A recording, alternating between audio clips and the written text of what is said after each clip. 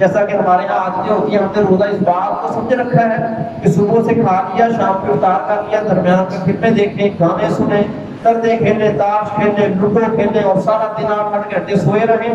یا اور کچھ نہیں کرنا تو بس سارا دن چوہوں پر نہانے کے لیے چلے جائیں، یہ کام کوئی عظمت کے کام نہیں، یہ وقت کو ضائع کرنے والی بات ہے۔ اس کا ایک ہی مقصد ہے کہ ہم نے روزے کی عظمت کو سمجھا ہی نہیں ہے، ہم نے فقط اس بات کو روزہ سمجھ لیا کہ کھانا پینا چھوڑ دیا روزہ پورا ہو گیا۔ کھانا پینا تو آخری درجے پر ہے، اس سے پہلے اللہ چاہتا ہے کہ تمہارے اندر تقویٰ پیدا ہو، تم اللہ سے ڈرنے والے بنو، تمہارا دل گرم ہو جائے، لوگوں کے ساتھ تم ہمدردی کرنے والے بنو، اللہ کی کتاب سے تعلق اپنا ذکر اذکار کرو، پہلے سے بڑھ کر عبادتیں کرو۔ جب پہلے ہمارے اندر سستیاں تھیں، نمازیں چھوڑی، نفلی عبادات چھوڑی، اللہ کی رضا میں خرچ کرنا سب کو چھوڑ دیا، یہ رمضان ہمیں یاد دلاتا ہے کہ سب کو چھوڑ کر دوبارہ اللہ کی طرف پلٹا۔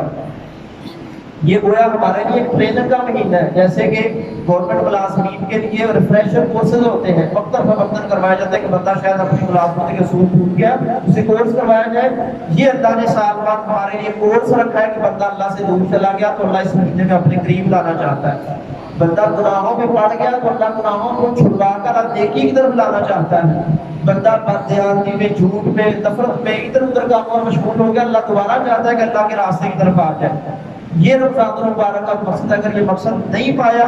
تو فقط پھر ہم نے رمضان کو ضائع کر دیا اور خیر سے اور نیکی سے اور اللہ کے یہاں بخشش سے محروم ہو گئے۔ اللہ کے نبی صلی اللہ علیہ وسلم کا طرز عمل دیکھیں، صحابہ کا طرز عمل دیکھیں، ان کی زندگی کو پڑھیں تو وہ دنیا سے ایسے غافل ہو جاتے تھے، ادھر توجہ ہی چھوڑ دیتے تھے رمضان میں کہ یہ تو ہے ہی اللہ کو راضی کرنے کا وقت۔ اگر ہمارے اندر پہلے جتنی بھی کمیاں کوتاہیاں رہ گئی، کم از کم اس رمضان میں ان کی اصلاح کر لیں۔ اگر پہلے نمازی نہیں تھا، اپنی روٹین درست کر کے نمازی بن جاؤ۔ اگر پہلے میں اللہ کے گھر میں آنے والا نہیں تھا، اب بھی اللہ کے گھر سے تعلق بنا دو۔ اگر سال بھر اللہ کی کتاب کو چھوڑے رکھا، اب اللہ کی کتاب کے ساتھ تعلق بنا دو۔ اگر ساری زندگی سوشل میڈیا پر وقت ضائع کر دیا، فیس بک، واٹس ایپ، انسٹاگرام، پتہ نہیں کیا کچھ ہے، وہاں پر ہم اپنے زندگی کے 8 گھنٹے روزانہ کے ہم ضائع کر دیں اور ہمیں پرواہ ہی نہیں ہوتی، لیکن کم از کم اس رمضان کا حیا کرتے ان کو فضول وقت اپنا چھوڑ دیں۔ وہ 8 گھنٹے جو وہاں پر دیے وہ اللہ کی عبادت کے لیے دیں، نفلی عبادت کریں، اذکار کے لیے وقت رکھیں، اللہ کی کتاب کے ساتھ تعلق بنا لیں، اللہ کے بندوں کو راضی کرنے کی کوشش کریں، جن کے ساتھ ہمارے تعلقات ٹوٹے ہوئے ان کے ساتھ تعلقات کو بنا لیں۔ یہ رمضان کا اصل مقصد ہے۔ اگر یہ مقصد نہیں پاتے تو پھر ہم محروم ہیں، وہ محروم جن کے بارے میں اللہ کے نبی نے فرمایا فَمَنْ خَيْرًا فَقَدْ غُنِمَ، جو اس کی خیر اور برکت سے محروم ہو گیا وہ ہر طرح کی خیر اور برکت سے محروم ہو گیا۔ اب اس کے لیے دوبارہ زندگی میں موقع نہیں ہے رمضان سے بڑھ کر، جو اس مہینے میں اللہ کو راضی نہیں کر پائے گا پھر کون سا وقت اس کے لیے جب اللہ کو راضی کرے گا۔